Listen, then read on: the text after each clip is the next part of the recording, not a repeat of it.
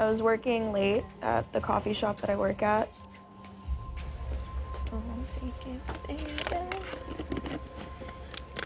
By the time I closed, it was around 1. And at the time, I didn't have my car.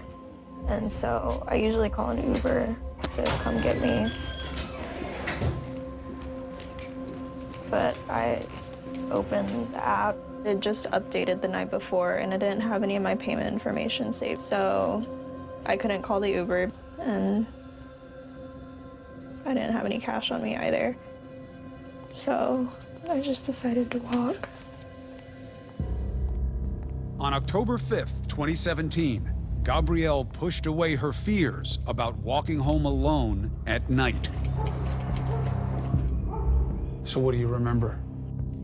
I remember there was a car parked in front of one of these apartments, like one of the condos.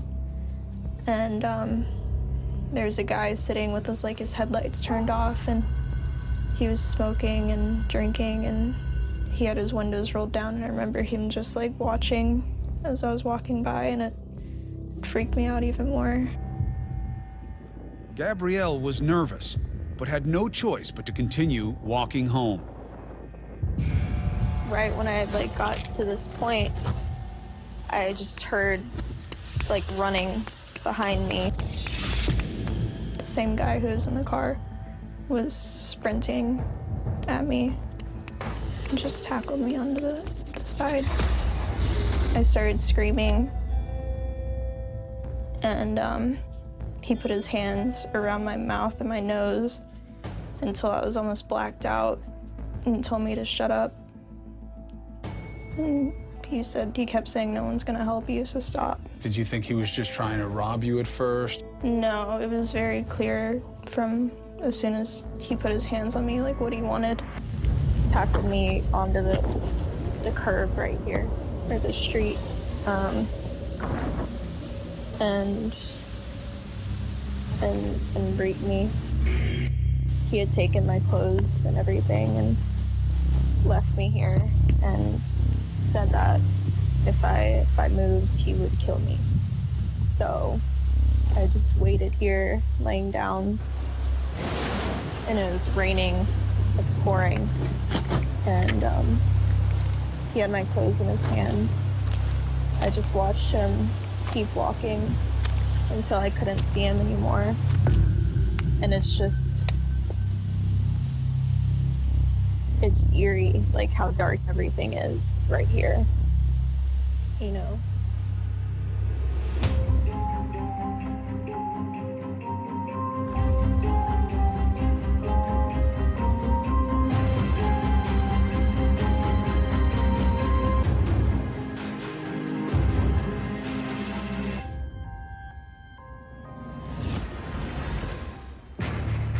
19-year-old Gabrielle was left alone on a street in Fort Lauderdale after she was raped by a stranger on a rainy October night.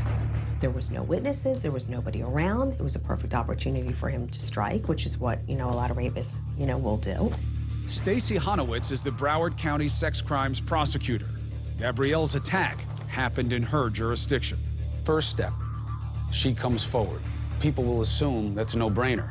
You were sexually assaulted, you were raped, you come forward. That's not the reality. Sexual assault deals with private parts and having to come into court and talk about your body and your body being violated. It's not as if you were involved in a robbery and a robber walked into a bank and stole your money. This is someone that basically stole your body. And when you go into court, I can't tell a jury, oh, she was raped, and leave it at that. I have to be very graphic. What did he do? When did he do it? Where did he put his penis? Did he put it in your vagina? Did he put his finger in your vagina? Did he ejaculate? So it's hard for a victim to have to come forward and then for people to believe her. A shockingly low percentage of reported rapes lead to a suspect spending any time in prison. Only 3%.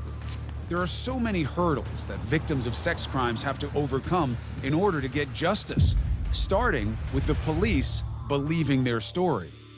How were they? Insensitive. How? I told them everything that had happened, and the whole time they weren't. I guess I didn't know what to do because nothing like that had ever happened to me before. And they kept saying, are you going to press charges? Are you going to press charges? I was like, I don't know. I just want to see a doctor. Like, that's all I want to do. People have this idea, this notion that the state attorneys and the investigators, we make the case. She makes the case first, and we guide her through it. She is the case. She's the only one that knows what happens. And so she inevitably has to call the police, and she has to make this report. It's then afterwards that we get involved and we do an investigation, and we figure out if, in fact, we have enough proof to go forward. After the police left, Gabrielle went to a rape crisis center to receive medical care and get a rape kit, a forensic exam where specially trained investigators try to collect DNA and other physical evidence. And there they told me that one of the people who collects evidence, that they wouldn't be there for another 5 or 6 hours. So if I wanted to wait there, I could, or I could go home and I could shower and I could sleep and I could come back the next morning. So they wanted you to go home and shower, even though they hadn't collected evidence for the rape kit? Mm-hmm. And I didn't know that that was an issue until after. I was covered in mud and, you know, everything. And so I just wanted to, like, get it off. But I didn't know that that was, like, a mistake until afterwards. The more time that elapses between a sexual assault and when the victim is examined by investigators, the less likely it is that they'll be able to collect usable evidence. But to make matters worse, Gabrielle took a shower before she went to bed that night.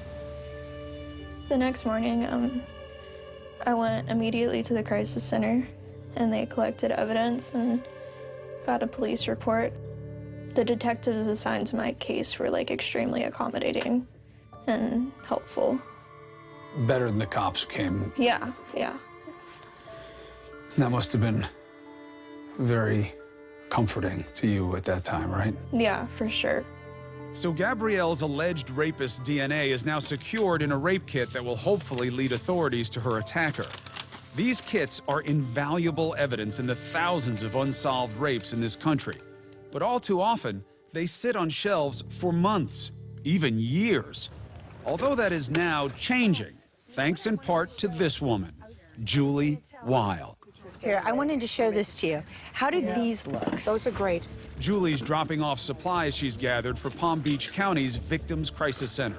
People donated shower caps too, and I have a ton of underwear. I kind of made it my goal from day one to be able to provide cotton underwear for women. They're always able to use them. When their clothes are collected by the police, so you don't have to sit there naked or, you know, in just a gown and in paper underwear. Julie's been working tirelessly to make sure every rape kit gets tested and processed, and that any DNA evidence found on a rape victim's body is entered into the FBI's database, where it could potentially match with a suspect. If a person's life is in that box, you should honor that box by testing the kit. If they had to endure a 2, 3, 4 hour rape exam, you owe it to the person. Test the kit. Why is Julie so passionate about this issue?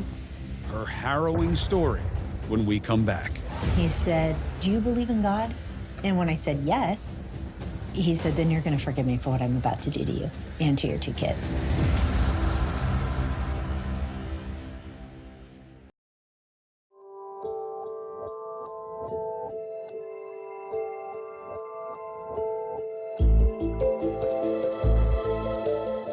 This is the Miami I grew up in.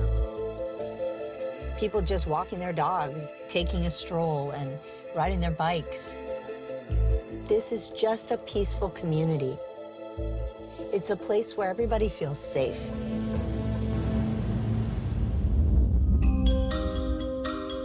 After college and a couple years working in Washington, Julie Weil married her high school sweetheart. They moved back to Miami to raise their kids. We bought a house in our old high school district.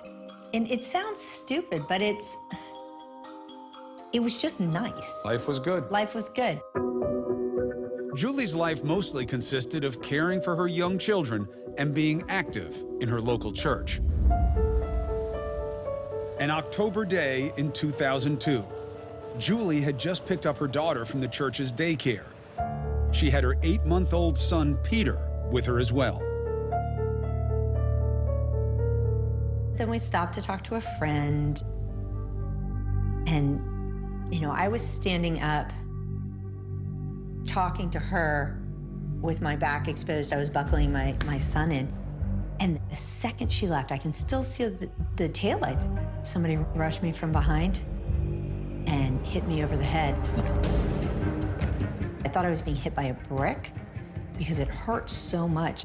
Her young daughter, Emily, tried to run away, but the man grabbed her and threw her into the car. He forced Julie into the van as well, holding a knife to her throat. He said, "And do you believe in God?"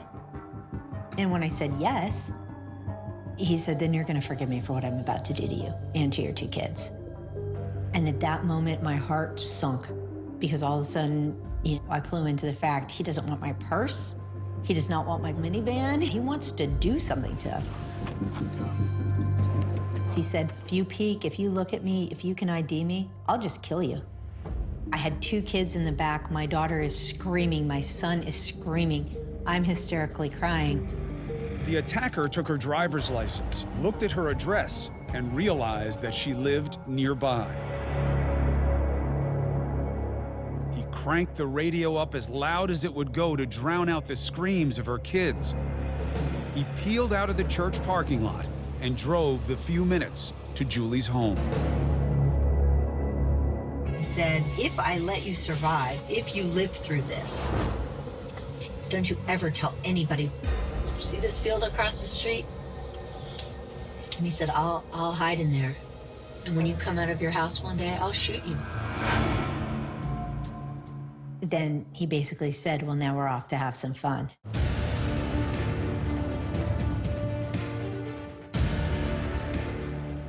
And I just felt like I was being led to slaughter.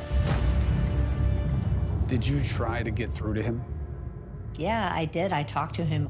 He told me he had been raised on the streets. He was never loved. That the reason that he picked me or picked this situation is because he hates women who take their kids to church and women who have such what he perceived to be an easy life.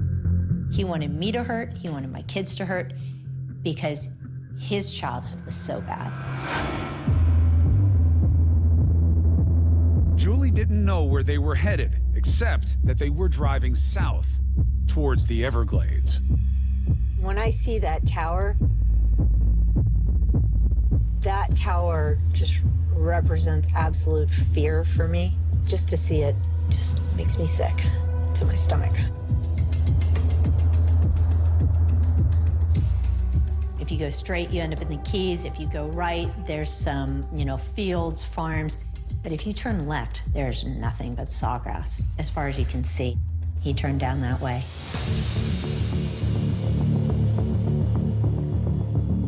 Why did he take you to the Everglades? It was isolated and we couldn't call for help.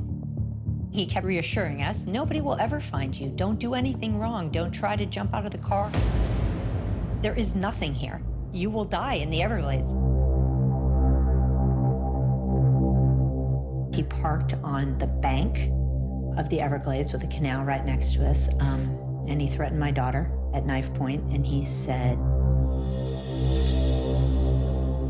"I will drown you and your brother and your mom in this canal right here in your van, and the alligators will get to you."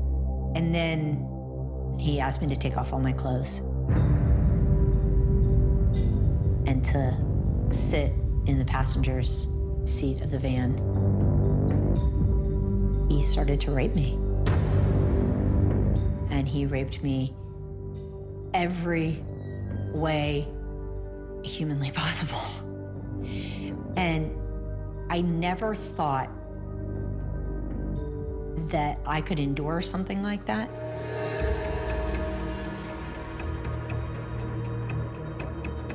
While he's holding a knife to me, he's screaming at my daughter that God doesn't love our family and that I must have done something terrible to bring this type of pain on her. And, you know, God's never gonna love you again. You're dirty, you're gross. You know, he sees all the things that happened in this van and you're not welcome in heaven anymore. It was such an assault of my body in a way that I never imagined possible, but also on my psyche. Julie's ordeal lasted several hours. At one point, the attacker drove her to an ATM and forced her to take out money. How hard was that to be at the ATM? And you knew you didn't look right, but when the woman asked the question, not being able to answer honestly. When she said, "Is there anything else I can do for you today, Mrs. Weil?" in a cheerful, helpful voice, while I am sitting there with no pants on, no underwear on, there's a man in the back of my van with a 6-inch butcher knife on my daughter's neck. Of course, I wanted to scream, "Look at me, look at my face. I don't look right. My shirt's on inside out. I'm naked from the waist down. I've been beaten." It was so hard. What did you say when she asked you the question? I said, "No, thank you. Have a nice day." And I drove away. Julie had already withdrawn her daily limit, but the man wanted more money. And Julie had an idea. I told him he might be able to get more money from me if he took me up to the bank in my neighborhood. So the rapist drove her and her kids back to the bank in her neighborhood and ordered her to get dressed and get out of the car. That was a very scary time for me because I was getting out of the car and separating myself from my family, from my children, and walking away, knowing that there was a man behind the wheel who could literally just drive off with my kids. But when the ATM wouldn't give any more money, Julie returned to the car empty-handed. You lost it. He drove the van to a nearby park. And he said, you know, "Get on your knees." And then raped me again, forcing both my kids to watch from very close range every detail of what was happening. The really sick part was I could see my mom's house from that park. My parents literally live right across the street. There are people all around me that could help, but I can't access them. Eventually, he took Julie and her kids back to that church parking lot where he had first abducted them. He started to ask my daughter, "Should I kill your mom? Should I kill your mom?" And so she's begging, "Don't kill my mom." And at that point, and he had this very maniacal way about, you know, taking the knife and dragging it across the back of my hair and my neck. And I thought, this is how I'm gonna die. I'm naked on the floor of my van with my son on one side, my daughter on the other side, in my church parking lot. And I kind of passed out. I think maybe from fear. I just thought I was gonna die. And the next thing I knew, my daughter was screaming, "He's gone, he's gone, he's gone, he's walking away, Mom, get up, get up, get up." And so, you know, she's screaming like crazy, and I got up and I looked out the window of the car, and there he was. He was just sauntering off, like he was just a guy walking down the street. As soon as she realized they were free, Julie jumped in the driver's seat and took off toward her parents' house. She pulled into the driveway and ran in. I was half dressed, screaming, and in horrible shape, just screaming, "I've been raped, I've been raped." The search for Julie's rapist when we come back.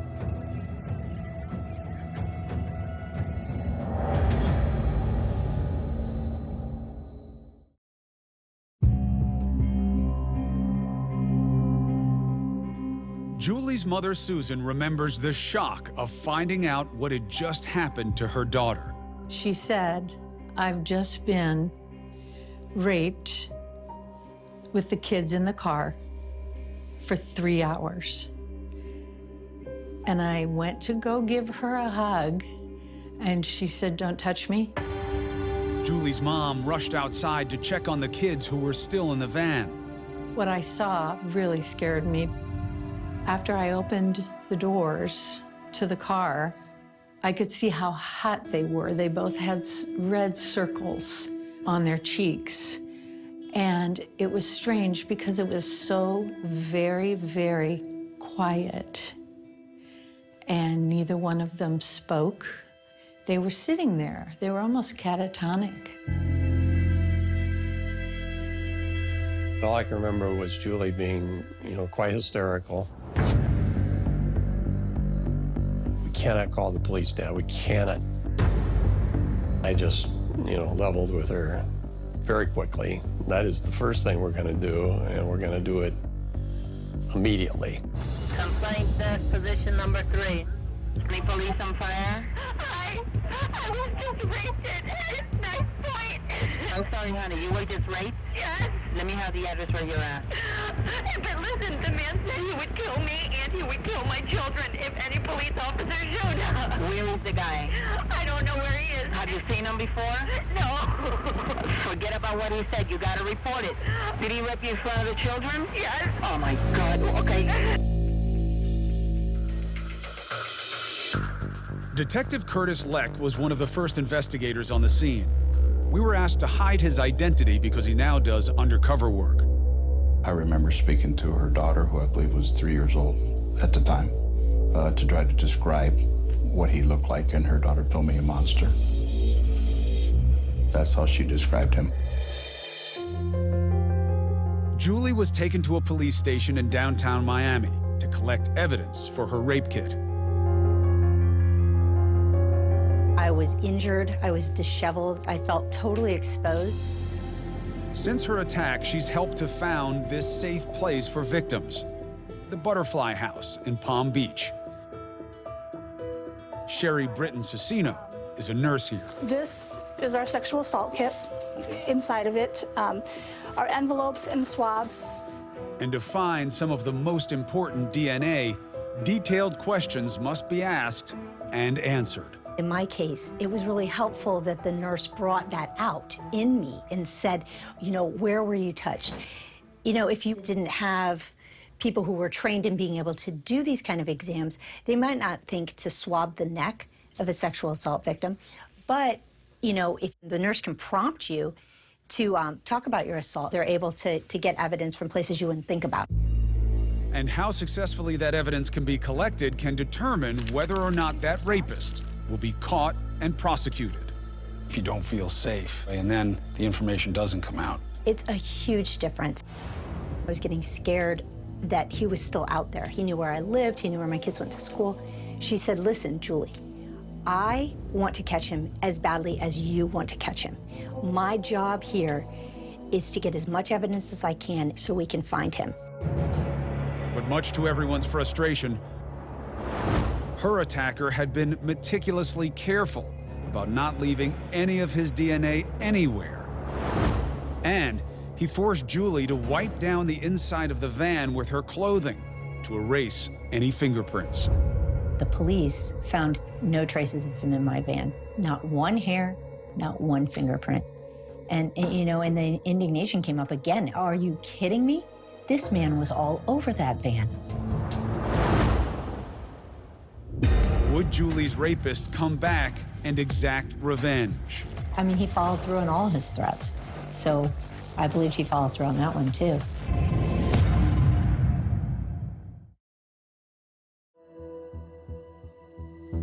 For months, Julie lived in fear that the man who attacked her might come back as he'd threatened. It wasn't over because you were so sure that he was there, maybe he'd come back. Oh, yeah. I lived basically under house arrest for 6 months.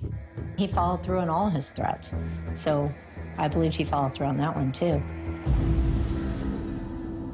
Julie's family was terrified, and the odds of finding the rapist were stacked in his favor. The number of people who wind up going to jail versus the number of people who report it's just a small fraction, worse than any other crime by Worse ratio. than any other crime. 97% of people who offend never spend one day in jail. And a big reason for that is there's so many women who don't come forward. Right. Catherine Rundle is Miami's state attorney. She knows the challenges of prosecuting rape cases that often deter victims from pursuing justice. I'm going to be humiliated. My family, is my husband going to look at me differently? Is my boyfriend, my parents? We now know what telling that story over and over again does to a person. Basically, it stilts their healing process. When Gabrielle told people the story of how she was raped on her way home from work, she dealt with some insensitive comments. Like, why were you walking so late? You should know better. It's a terrible circumstance for anyone to have to go through, and I think blaming, you know, like where I was or how I was dressed or how late I was walking at night on anything is just terrible. But she's determined to get justice regardless, continuing to meet with authorities to keep her case moving along. In Julie's case, meticulous investigation did eventually lead to the discovery of one small stain on the shirt Julie was wearing during the attack. All we had was a small droplet on her blouse, and that's all the evidence we had. Could this small stain on Julie's shirt be a break in the case? When investigators entered the DNA into the FBI's database, it didn't return a match. But the nature of the attack reminded Detective Leck of 3 other reported rapes in the area. It was such a similar MO in the way that he talked to victims, things that he said. Everything targeted around what we believe to be was Presbyterian churches.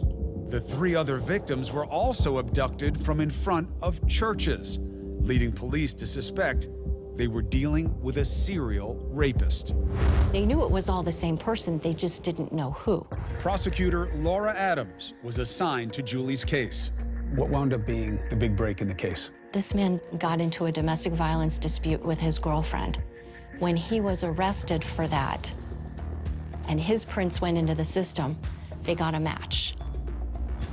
That domestic abuser was processed and released before police realized his fingerprints matched one of the 3 unsolved rape cases in the area. So once they got that fingerprint evidence that led them to Michael Seibert's name, they finally had a name, Michael Seibert. Now they had to find him. Julie appeared on the show America's Most Wanted, pleading for help. If you want to live and you don't want me to kill your kids, get in the car. I have a weapon. I will kill your kids. Get into the car. I was too afraid to show my face. The manhunt went on for several months, during which Julie hardly left her house. He was still out there, and he had told me point blank, if you call the police, if you tell anybody, I'll come back and kill you. It was a crazy coincidence that finally led authorities to him. It starts with a police investigator who was too tired to cook one night. she stopped at a Burger King to pick up dinner for herself and her kids. Guess who was there? Michael Seibert. The man whose face she had been putting on Bolo flyers. She immediately called her supervisors, and the police blanketed that Burger King restaurant. When uniform units approached, they all came in at the same time, and he bailed. He fled. A massive perimeter was set up to try to locate him. He wasn't found. Police say Seibert is armed, dangerous, and knows he's the subject of a manhunt. It took another month before a local police officer in New Smyrna Beach noticed a man sleeping in his car on the side of the road, near the home of Michael Seibert's parents. When he woke the man, he recognized him. When you got the word, we've got him. I remember that like it was yesterday. I was in my shower, and it was my husband, and he was screaming, "Julie, you have to come to the phone. You have to come to the phone." Oh my God. You know, just living day in and day out thinking you're going to die at any moment because this person's going to come back and hurt you. The feeling that he's in custody and hearing somebody say to you, we have him. And he's here, he's being questioned. This is it, Julie. We've got your guy. Seibert's defense offered to plead guilty to the charges against Julie and the 3 other victims, but only in return for a 30-year prison sentence. Julie decided to take her case to trial. She wanted to put Seibert away for good. I couldn't do it. 30 years isn't long enough. Not for what you did to my family. Spare yourself the trial. 30 years is a long time, basically a life sentence. She says no. What did that mean to you? I'm ready to go to trial. A little dicey. Always dicey to go to trial. You never know what a jury will decide to do. Coming up, Julie meets her attacker face to face. To see him for the first time, it's like being stabbed with an ice pick.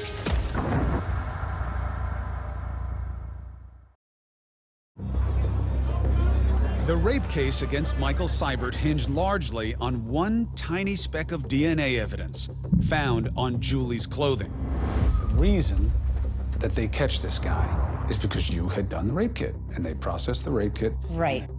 Despite the value of a rape kit in a criminal prosecution, there are still tens of thousands of them unprocessed, sitting on the shelves of police stations all across the country, potentially leaving thousands of rapists free to rape again. When Julie first began her advocacy work, the backlog of untested kits was much bigger. I know what it did to my life. You're telling me there are 400,000 kits out there that nobody has taken off the shelf? They're not even in line at the lab. And so I started at the federal level, and I pushed and I pushed and I pushed. The backlog of these kits began to accumulate partly because the decision about whether or not to test them was mostly left up to law enforcement. If a responding officer didn't believe the victim, they simply didn't test the kit. So the first step was to go through the legislature. I'm humbled to share my experience with you, Julie's activism led her all the way to Congress. and I hope that it empowers all of you to help all rape victims get the support they need to heal and to fight the injustice of the crime. And locally, she organizes sessions to train survivors to speak out. Well, when I was 14 years old, I was gang raped at a party by a group of 5 adult men. I was drugged and gang raped on spring break. When I woke up at 4 o'clock in the morning, I was lying with no underwear on and 2 black eyes. And I saw him, but I was so terrified, but I still didn't move forward. I still didn't move forward. And I want to name that man today. Raped me, raped me.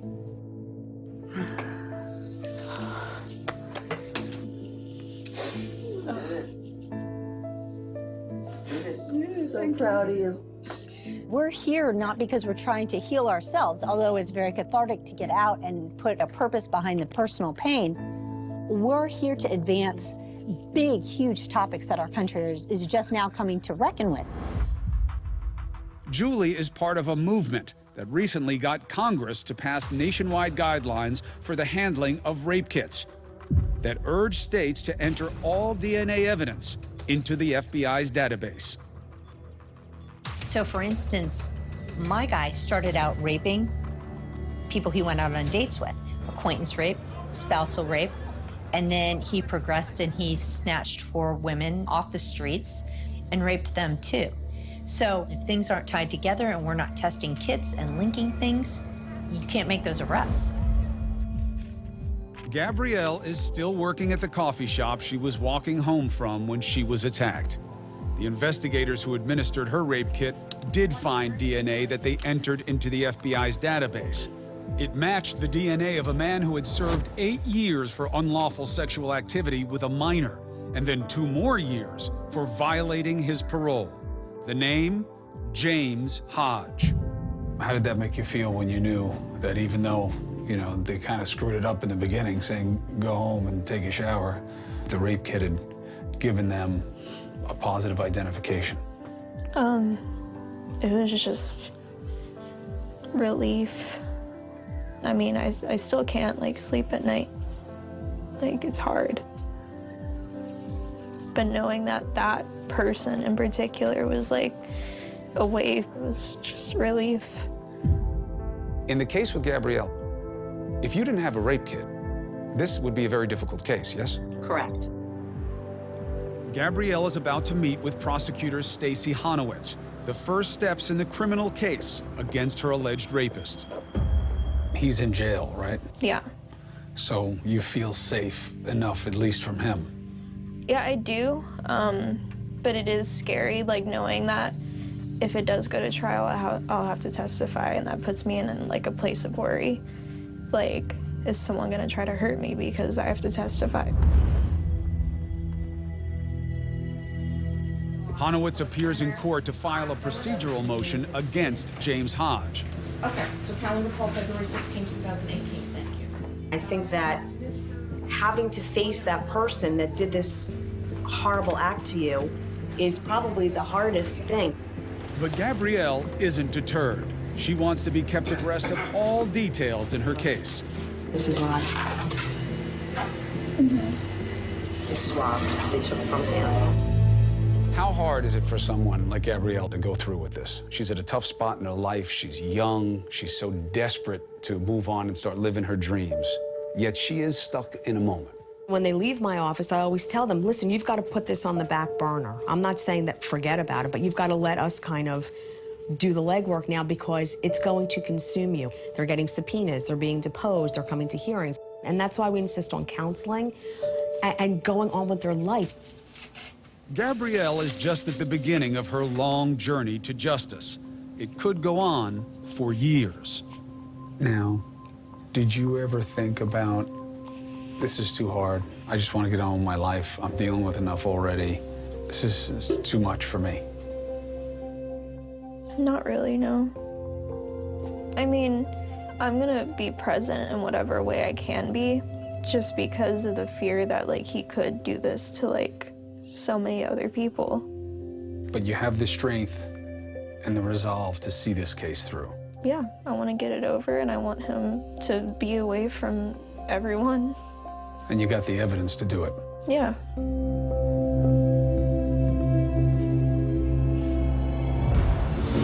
When we come back, the unprecedented verdict in Julie's case. You're in the courtroom. He looks at you. What did you see in his face?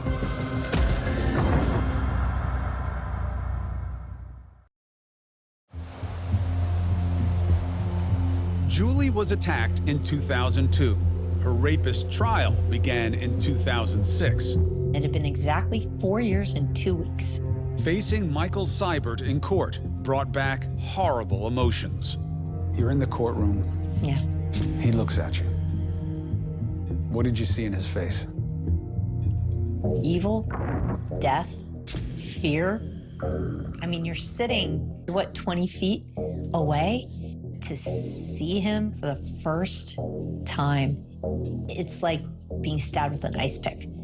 Everything inside your body tenses up, and you feel like you're in the moment again. He's just like sitting there looking like a normal person and pretending to be something he's not, and it's so scary. It's so scary.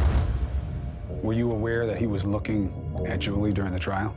She had to get up in the middle of her testimony, run out of the courtroom, and throw up in a trash can. I think it was the hardest direct examination I've ever done in my career. Really? Because of the depth of the depravity? Because of that, because I was so close to Julie, not much farther than you and I are. I held on to either side of the podium so hard that at one point when I looked down at my notes, I noticed my knuckles were completely white. Much to Julie's relief, her children were not asked to testify during the trial. During her testimony, a bailiff stood near Julie's husband, whose anger was palpable in the courtroom.